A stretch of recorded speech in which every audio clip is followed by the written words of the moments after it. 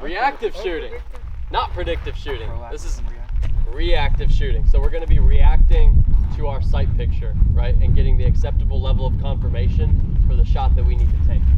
Are we still slapping? Huh? Are we still slapping? I would. You want it? Yeah. I mean, for hard shots, of course, you're going to stack pressure. This is unrelated to that, right? Like, pull the trigger the way you need to pull the trigger. Go ahead. Okay, cool. I'm going to show you guys some things. I'll just do a couple demos. We already know what firing hand tension looks like, right? Where the hit's going to end up there. Low left. Low left. We already know what focusing on the sight looks like. What's that? High. High, right? And then of course high hits can happen from a lack of support hand pressure too. So I'll just demo a couple of things. Yep.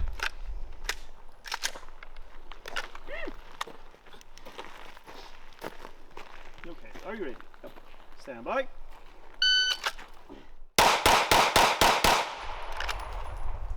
All right. Are you ready?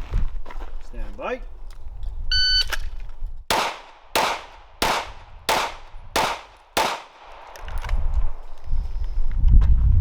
What else? Yeah, that's good. Yeah. All right. What did you see between those two reps? Okay. So, when I just broke down reactive shooting, right? Reacting to a sight picture and using our vision as the gatekeeper as to whether or not we're going to fire, that sounds like a more realistic way to engage targets, right? Especially when accuracy matters, whether it's in a match or any other practical application. Okay?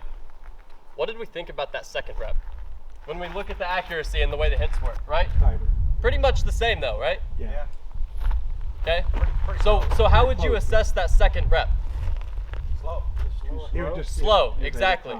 So when we're talking about reactive shooting and you see good hits at a certain speed and then the same hits at another speed, we call that over confirmation, right?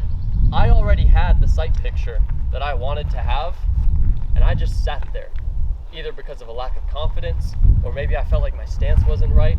Whatever the reason is, if you have the acceptable level of confirmation, and the reason I'm using that phrase is because the acceptable sight picture that you'll have at 5 yards is going to be different than the one you have at 10, 15, and 20.